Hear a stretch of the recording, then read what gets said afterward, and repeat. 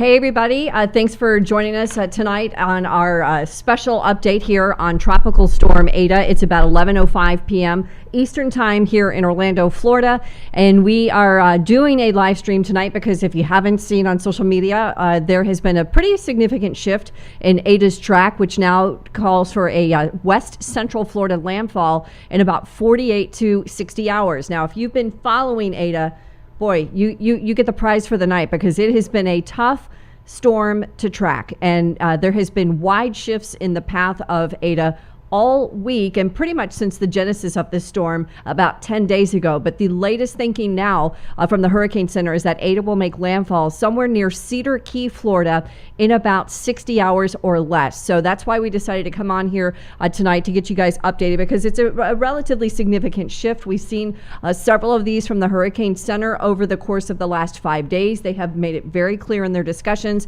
that these wide swings are possible. There could be more adjustments tonight, but before I wake up tomorrow morning and get the new path at 5 a.m., there could be another shift. So I just wanted to jump on here and give you the latest info and let you know what's going on. So let's take a look at the MyRadar app first. Couple things you can kind of note there. So I've got the high definition radar turned on, and if you see there, you can see to the left and the southwest of the cluster of storms, that's the center of circulation. That's the low level center. At the mid levels is this big burst of thunderstorm activity that is moving north and northeastward. That is the area that we think is going to get very close to the west coast of Florida in these next 2 days. So there's also a pretty good thinking from the Hurricane Center that southwest swirl that's to the left is going to line up with that mid-level swirl and make it become more vertically stacked in a more organized system. So we could, let me emphasize, could be talking about a system that could get back into hurricane strength before it makes landfall near Cedar Key. So there's a lot of variables that's going to be going on here over these next couple of days. So we're going to try and unpack all of that for you guys, and then we'll try and take a look at some questions that you guys have as well. But let me get you updated on what's going on, because again, a relatively big shift from the National Hurricane Center. There are tropical storm warnings now up for the west coast of Florida. So Matt, if we want to go ahead and switch over from the app, we'll take WSI full and we'll take a look at that. So you can see that I've got the tropical storm warnings toggled on. Those are the areas shaded in blue. And you can see with our live radars here, Key West is the one that's kind of shows the heaviest amount of rain, of course, and they are getting some pretty decent winds from Ada as well. But there is some thinking here as it through the overnight, we could see again some of that strengthening, and then the Hurricane Center went ahead and upgraded these to tropical storm warnings because the concern is that we'll be dealing with a system landfalling in about 48 hours or so. And you can see some of the squalls that have been interacting with the state of Florida off and on all day and actually all week. You can see a squall right here moving over the central Florida, Orlando area. We saw a ton of rain, as you know, when Ada made landfall in the Florida Keys this weekend, and of course a record range there, and now of course we could be dealing with wind on top of that. So here is a look at let me go past this map and we'll take a look at some of the other ones here. Let me just clear this off.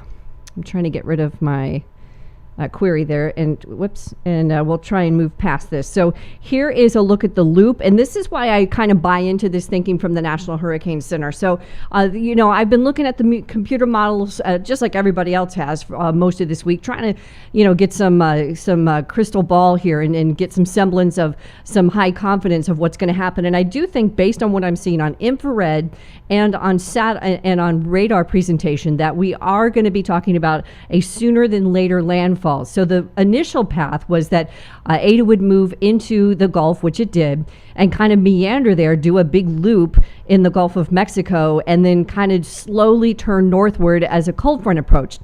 Well, we're still seeing that, but there's now forward acceleration, and I'll show you that on the water vapor. But you can see that it's in close proximity to the Florida Keys, right? It's a couple hundred miles off the coast of Key West, and there is some increased movement in it. So I do think that there is a decent chance that we're going to see this pick up its forward movement here and get a landfall sooner than later. So the current winds in Key West are sustained at 24 miles an hour, pretty light across the rest of the state, 10 to 15, give or take. That squall over Orlando's got a 16 mile per hour wind. But again, that's nothing bad there. That's pretty typical on a breezy evening. But of course, this is all tropical induced breeze. And you can see on that infrared, see how deep that convection is. There's a big burst of energy there. And it's not unusual to get these storms to kind of recalibrate in the overnight hours. So I do think we could see some strengthening here. I certainly hope not, but there is certainly that possibility. And as I mentioned, the tropical storm warning is basically up from Bonita Springs, Florida, all the way up to Cedar Key. And then there is a tropical storm watch north of Cedar Key up to St. Mark's in the Big Bend area. So there's the concern, of course, that there could be a storm surge as well. There's also a storm surge watch that was issued as of 10 p.m. tonight. So the surge relatively moderate at 2 to 4 feet, but it's a little different on the west coast of Florida versus an east coast surge of 2 to 4 feet, just based on the fact that there's the Tampa Bay is there, and the way that the sea level rise is a little different there along the west coast of Florida. So there is a little bit more concern for inundation or flooding on the west coast than, say, if we had a 2 to 4 foot storm surge on the east coast. In some parts of Florida, southwest or southeast Florida is a different scenario. Several parts of Miami, as you know, flood, or Miami-Dade County flood. So we're concerned about that 2 to 4 foot surge as well, and that will likely upgrade into a warning sometime, probably on Wednesday night or maybe into Thursday. They'll upgrade that, usually within 24 hours or less. So, and also you'll want to make sure you check back in with the forecast, because I do think they could change that depending if we get Eta a little stronger than anticipated. So there's what I'm talking about, that big burst of energy that's coming up there, those last couple of frames. So definitely seeing some more concentrated thunderstorms with Eta.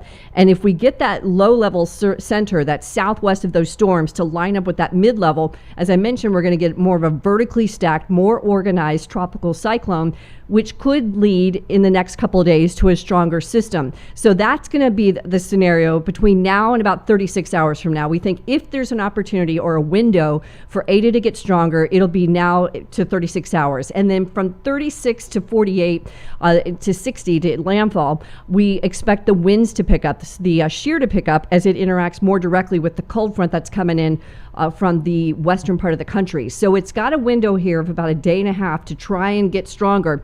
And I do say, as I'm looking at this on an infrared, it does look healthy tonight. So we'll have to see how this plays out as we head through the overnight. The biggest concern I have is just folks in Florida, have probably, put their hands up in the air trying to figure out what Eta has done, and probably are not watching the forecast all that closely.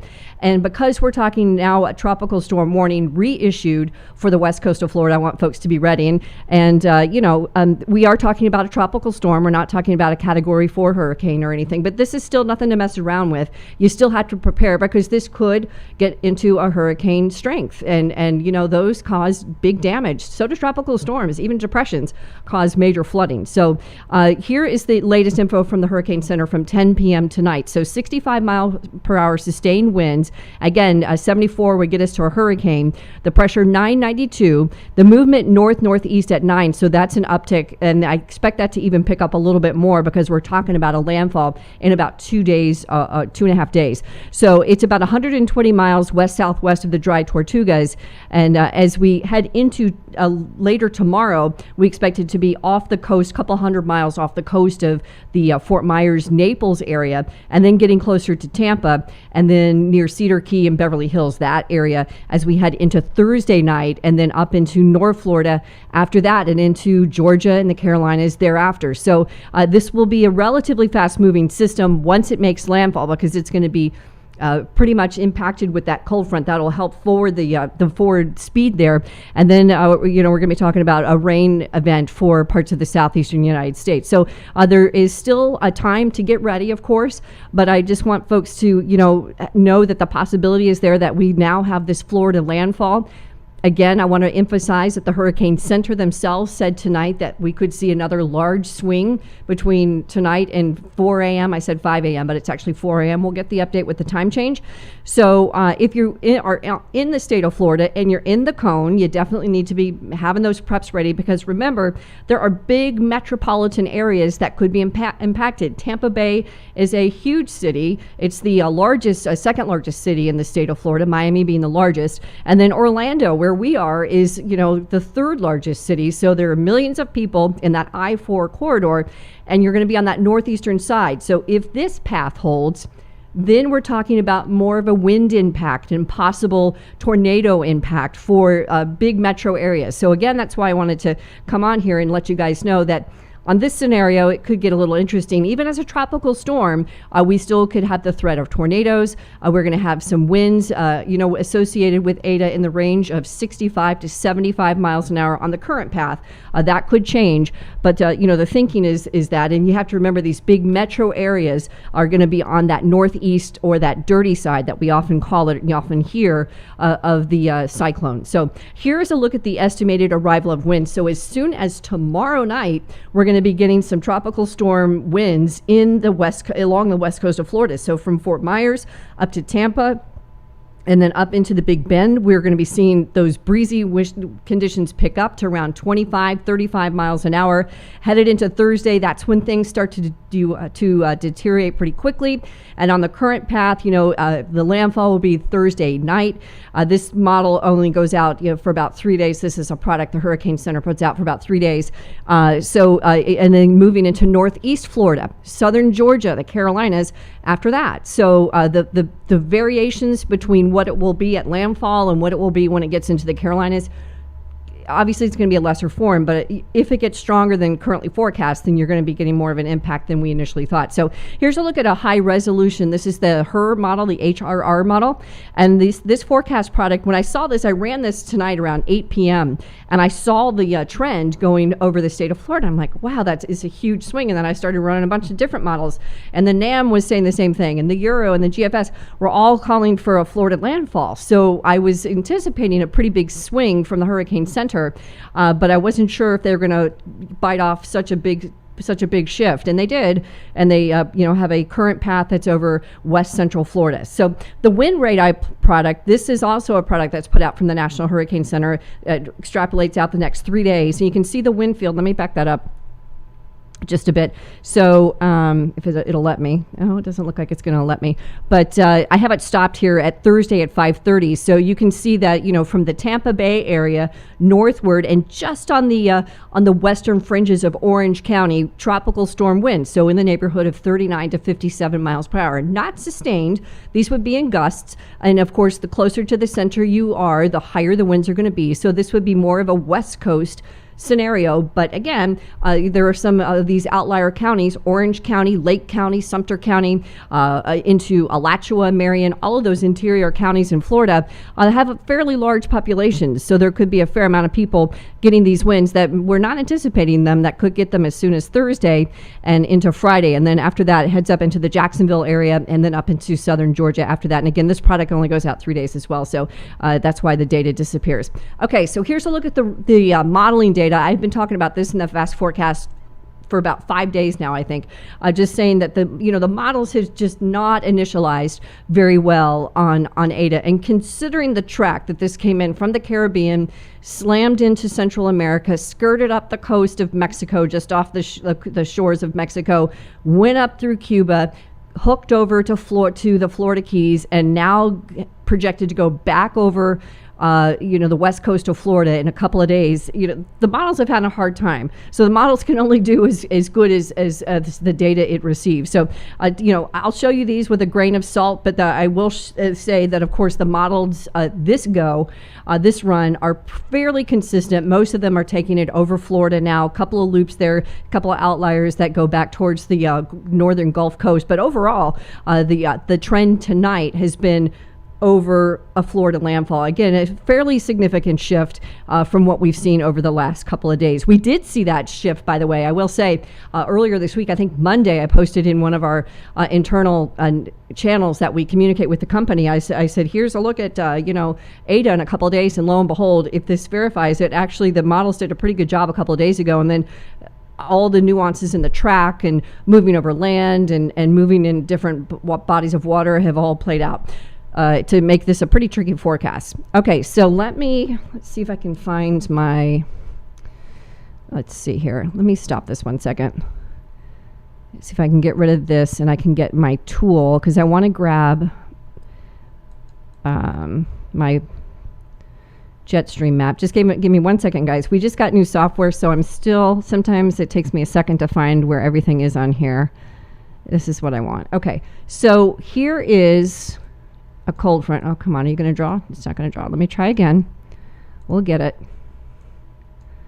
There it goes. Okay, so there is a cold front roughly. Well, you know what? Let me take this off. That looks terrible. I can actually draw a cold front. So let's try this. There it is. Okay, so there's a cold front. And then we have this big area of dry air that's right in here, this orange shading. You can see this. And then, of course, Eta is right here. Right there, obviously. And then over here, we have another ridge of high pressure. I'm just going to grab my little freehand draw. And again, I apologize. It won't be pretty, but over here is a ridge of high pressure. And then we've got this front that's going to start moving south, and it's going to start to pick up and interact with Eta in the next couple of days. What's been interesting with Eta is there's all this dry air that's in the Gulf of Mexico, and the Hurricane Center has talked about that dry air that's been positioned just to the left of Eta, really making it difficult to strengthen.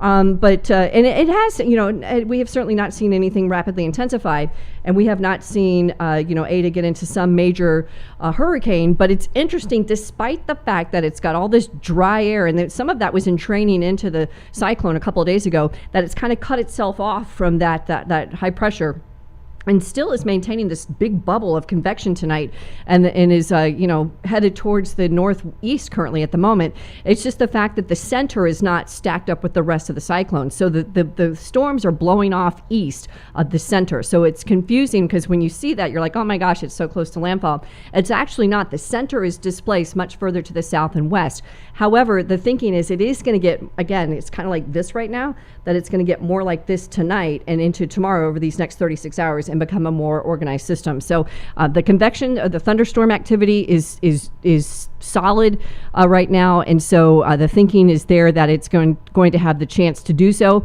In terms of the sea surface temperatures, those two, wait a minute, let me switch my camera here. Oops. And we'll get it over Florida. I thought I had fixed that, but I don't. Okay, so we'll take a look at the sea surface temperatures, and these also are relatively warm, 86 degrees Fahrenheit, 85, in that neighborhood. And so that is, plenty of latent heat that the cyclone can use to help make it stronger. It's like when you eat your Wheaties in the morning, or you have your vitamins; those help, fortify your body. This is kind of the same, principle with the energy that these cyclones absorb as they move through these waters. So the energy is there, but the wind, again, the wind pattern and the vertical shear, the crosswind, is expected to pick up in about 36 hours. So we don't think it will have a ton of time to get stronger, but 36 hours is certainly enough time for it to get better organized. On infrared imagery tonight, on presentation on the infrared, it does look like it's trying to get a burst of convection, and whether we see that low-level center kind of line up with the mid-level, we'll see. The thinking is there that will happen, and it does look like it's trying to do that. So here's a look at the rain potential, and we'll see this shift. This is going to shift pretty dramatically tomorrow as well. This updates from the Weather Prediction Center, so we don't have the latest update, but we're going to see a shift over Florida tomorrow morning. So the thinking currently is that most of that rain is going to stay off the coast of Florida for the next 1 to 2 days, but I wouldn't rule out over the next 2 to 4 days that we're talking about 3 to 5 inches in some of these pockets in central Florida. So all that rain that you saw in South Florida from Eta from last weekend and the first part of this week, just shift it northward a couple hundred miles or 150 miles or so over central Florida and north central Florida, because I think that is going to be our next target for some heavy rains as we head through the rest of this week. And Thursday really would be the go day for this. And then Friday, it's going to be up into the northeast. You can see the models picking up on 3 to 5 inches in the Carolinas by days 3. That might be a little anomaly there. There's also a cold front coming, a pretty powerful cold front that's coming as well. So we've got a 1-2 punch here of this tropical cyclone, and we've got this cold front that's going to bring in some nasty weather as well. So here's a look at the Euro. You know, if you follow the weather closely, we talk about the Euro and the GFS so much. I'm showing you the Euro, which didn't really pick up on that shift that we talked about. Some of the shorter runs, the higher resolution runs, where the data comes in more frequently and the computers are allowed to take in a lot more different variables to spit out more accurate forecasts. The Euro, this is a high resolution one, but it's one of the longer runs. So it doesn't show that shift in the pattern from the Hurricane Center, but I have looked at several runs tonight that did. So here's a look at the SATRAD. This is the satellite and radar over the last 24 hours. And there you can see it moving southwest. And I really thought it was going to hang out there in the southwest as well, because there was no strong steering current with Eta. But look at that sharp contrast. You know, it just kind of shot out north of Cuba and over the Keys. And now it just seems like it is on a mission to hit Florida in these next 2 days. So it's just been such a tricky forecast. The steering elements are coming together, but they really are coming together to a later in the week weekend event. Or that's what most of the models were saying, a Saturday-Sunday landfall or a Saturday landfall. And now we're talking about a Thursday landfall. So the acceleration in the storm and in the projected landfall is a pretty significant shift from the Hurricane Center, but we've seen that is not unusual with late season tropical cyclones. I will say early season cyclones, May, June cyclones, and end of season cyclones always are tricky because the environment or the climate is generally transitioning to a different pattern, but the tropical cyclones don't always get the memo, so they always can act a little squirrely and unruly, and that's definitely been the case with Eta. So there's that cold front I was talking about, that big cold front that's going to help enhance the rain for the Carolinas, but it's also going to help pick up Eta and kick it out into the northeast. So I don't think the Carolinas will get much of Eta. I think Georgia will get more, obviously, of Eta than the Carolinas will. The Carolinas are going to get this cold front, but there's still going to be a little bit of some of that tropical air that's going to be interplaying with the actual squall that comes in with the cold front. So there will be definitely some weather for the southeastern United States as we head into the latter part of this week. All right, real quick, I wanted to show you this too, because not only do we have Eta and we have Theta, which is way out in the central Atlantic, but we could have Iota, you guys. You're going to have to get a map or start taking notes because it's hard to keep up.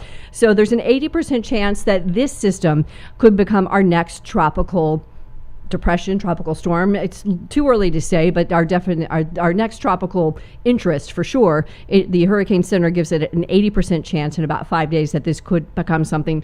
Caribbean is the hotbed for tropical development at the end of hurricane seasons. That's pretty much where we look in the month of November. So we'll see what happens with this. I'm not going to focus on that too much because we got enough going on with Eta. And there's plenty to do with that. So let me put the radar back up, and then let me take a look at some questions if there are any. Okay, so power outages, Matt is telling me. Yeah, well, so I didn't put that in there. That's a good question, because sometimes our software, I don't think, does a great job trying to figure out how many people are going to get power outages, and really, that's a really tough call. But with a tropical storm, yeah, you could for sure get power outages. Florida has not had a hurricane or a tropical, other than this past weekend with landfall of Eta. We have not had a cyclone this year. So most of the infrastructure in the state of Florida is intact. Florida has some of the best building codes in the United States after Hurricane Andrew. I always talk about this. After Hurricane Andrew, the building codes were required to withstand Category 3 winds or higher. That kind of extrapolated out across the southeast and the eastern part of the country. So yes, I do think there could be some power outages. If it comes in as a tropical storm, not likely for very long. If it comes in and heavily populated areas, I will say, even though the track doesn't do this, Charlie, which is not a fair comparison in its strength, but Charlie did come up the state through the Sanibel Captiva area, moved up the state and caused a ton of tree damage, but that was a much different scenario, a strong hurricane, but it knocked down a lot of trees. So with a tropical storm in the neighborhood of 65, 70 miles an hour, probably not going to be worrying about long power outages. But yes, I definitely think you could see that for sure from time to time. Okay, so let's see. We got Kip from Louisiana. Hey, Kip, thanks for stopping in. I'm looking at Facebook. YouTube. And then we've got, let's see, somebody from, Southwest Georgia. And I'm not sure, it just says T-Man Gaming. I'm not sure what your name is. So Scott, one of our loyal viewers is watching. Hey, Scott, Tina is watching. Sandy Rose, our diehard, tried and true best fan of all the best, but Scott's up there too. We have several. But no questions there. Let me switch over to Facebook real quick. And oh, interesting. Okay, so we got one from Twitter. That's great. So the criteria from another Matt. Very good. So the criteria for grounding planes is tropical storm winds. So, and it's interesting because I'm actually flying out of town on Thursday as well. So it varies from airport to airport, but usually to land, to halt the planes, the winds have to be higher than tropical storm strength. So higher than sustained, higher than 39 miles an hour. So in this scenario tonight at 11:31 p.m., if Eta stays as a tropical storm, comes in north of Tampa, so it'd be north of the airport, there could be some delays. I don't think at this point, and I don't work for the airport, and I don't make those calls, obviously. But I've been around a lot of tropical cyclones. They tend to shut down airports with winds higher than 39 because no one can do anything with winds with that type of sustained wind. So it's a little too early to say. I do think there's going to definitely be some delays if this path holds, because again, Tampa's going to be on that northeast side, Orlando's going to be on that northeast side where I'm going to be trying to get a flight, and there's and then up into Jacksonville they would also be on that northeastern side. So check back in tomorrow and tomorrow night, and most airlines have apps that you can get notifications with. It really is going to be interesting to see what happens between tonight and tomorrow morning, because we have seen this path vary so widely this week. I'm hesitant to say one thing, but I will say this is the first time tonight, and I even told our boss this is the first time tonight that I've seen it on infrared and on radar presentation. To me, looks like this scenario is actually could verify that we could see a west central landfall or a Cedar Key landfall in that Big Bend area. You can't pinpoint cities at this stage in the game, but in short, sooner than later.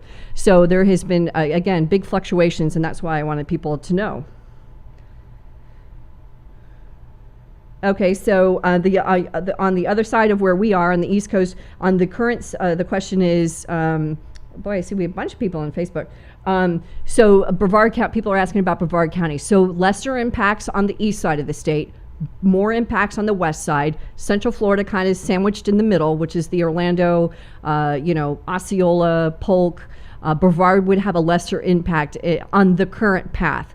That's not to say that there would not be some squalls. Brevard has had a ton of squally weather, just like most of Central Florida, most of the state has had from Eta already, because the larger circulation has been rotating on these squalls across the state for the last 5 days. So lesser impacts for you.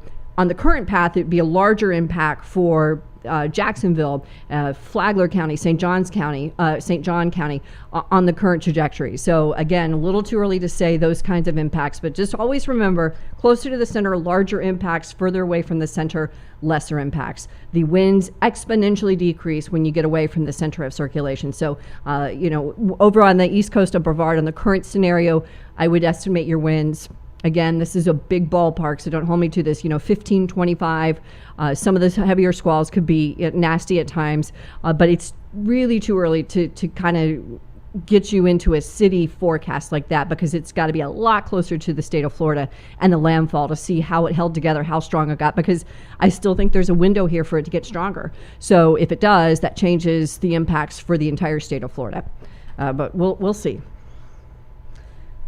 Absolutely. So the next question, Matt's reading them off to me. Flash flooding, absolutely. I think it's going to be a problem, much more so in Hillsborough County, Tampa area, because not only will they have that, but they'll have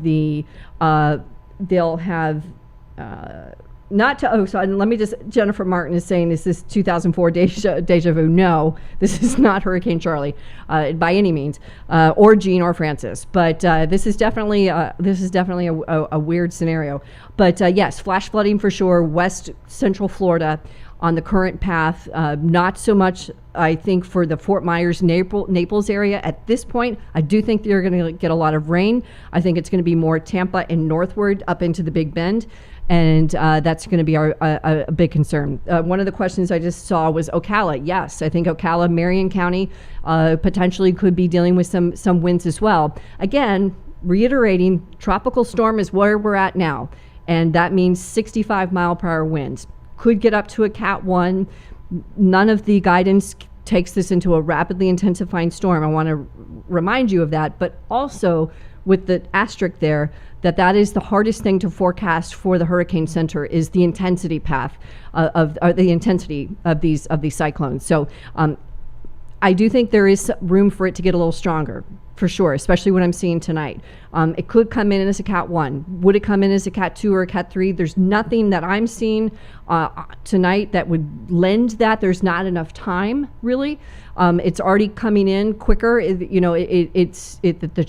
trajectory is faster. It's already, got dry air just knocking on its door on the west side there. So the likelihood of it being able to get up into a strong hurricane does not seem feasible, but getting to a hurricane, a Category 1, I do think is possible. Hopefully not, but still a little bit too early to say. Is that on Facebook? Okay, I'm trying to find. So, read it to me exactly. Okay, so Matt's reading all the comments. So he says someone's asking if there are going to be closures. So if you're asking if there's going to be road closures, I'm not sure if you mean roads or schools. I will say schools are probably going to be shutting down, yes, in Hillsborough and surrounding counties.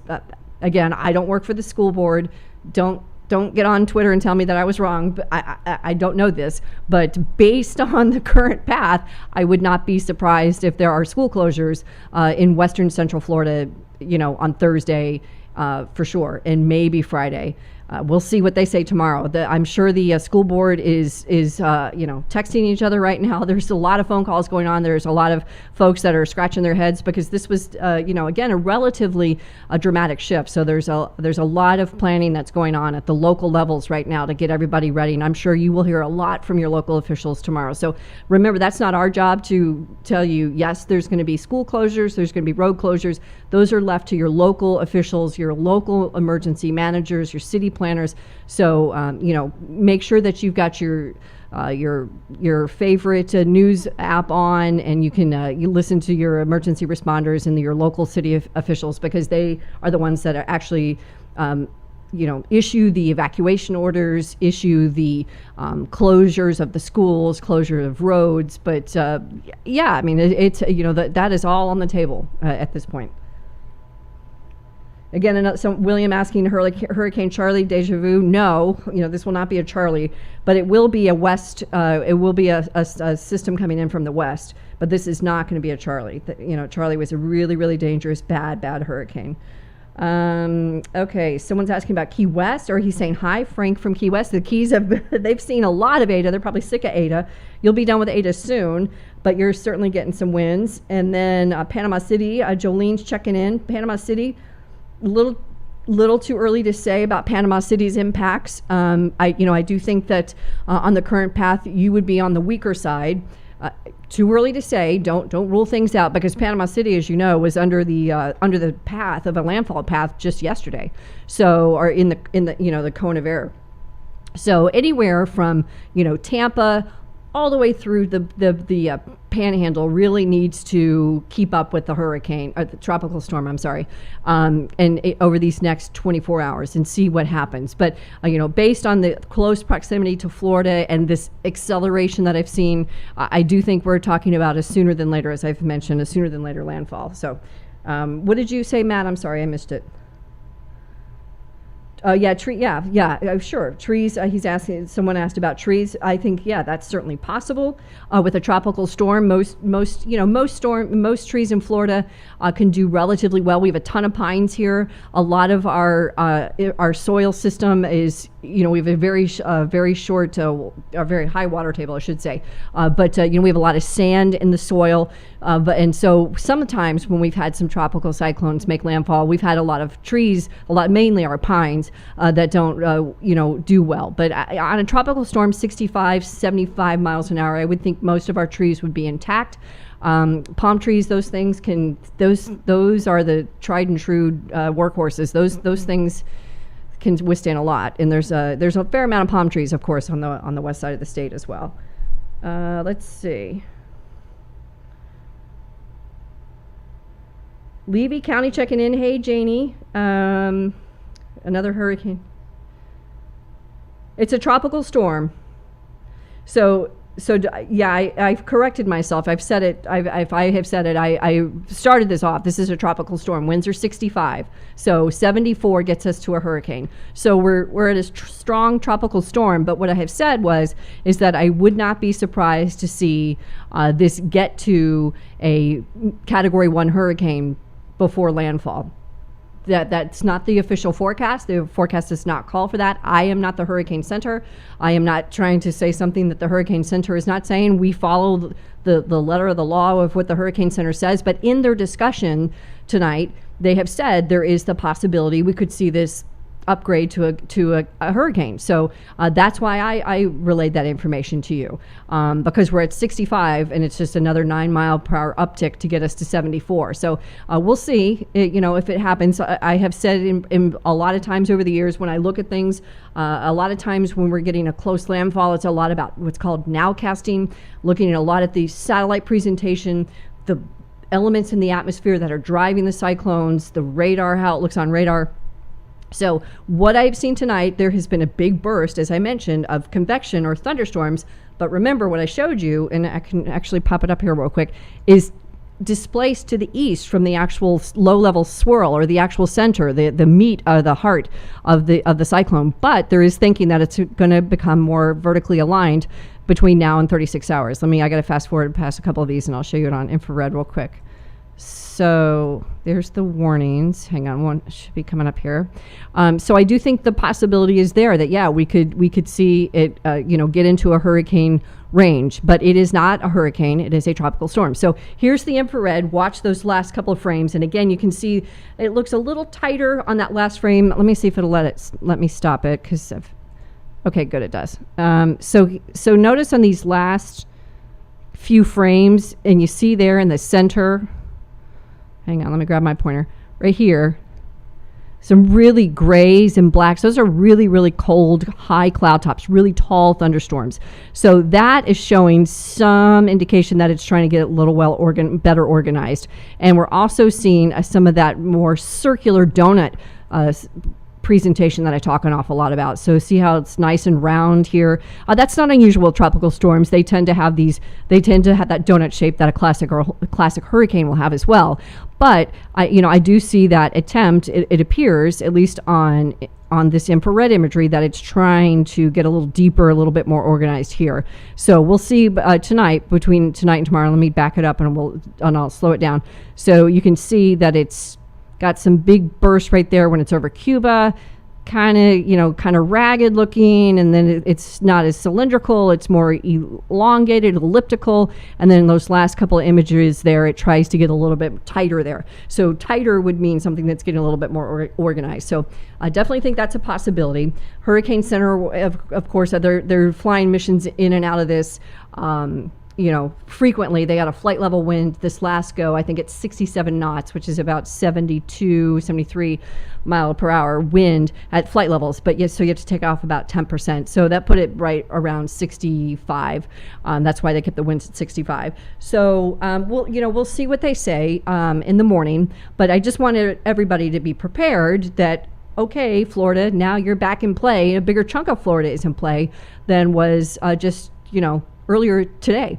So keep checking back with us. We'll be here tomorrow. Tomorrow's Veterans Day. A lot of people will be off tomorrow.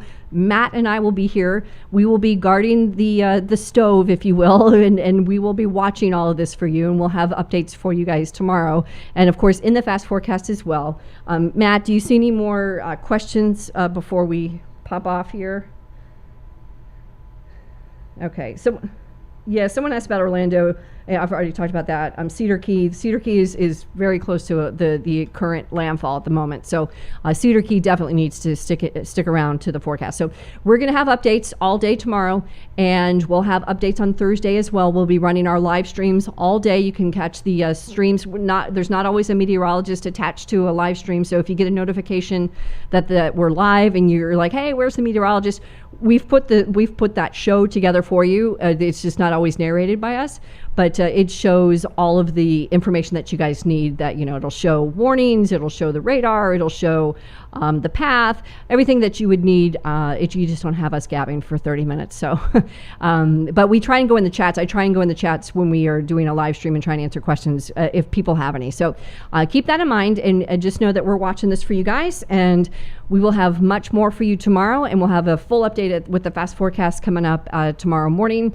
And again, thank you guys for sticking around and watching. I'm not sure how many people we had tuning in, but I appreciate you guys joining us. It is just before midnight now, and so we really appreciate you guys keeping up with the forecast. We'll do our best to keep you guys updated as well. For you folks in Florida, stay the course. You've done this before. You know what you're doing, and we'll have more for you in the coming days. Have a good night.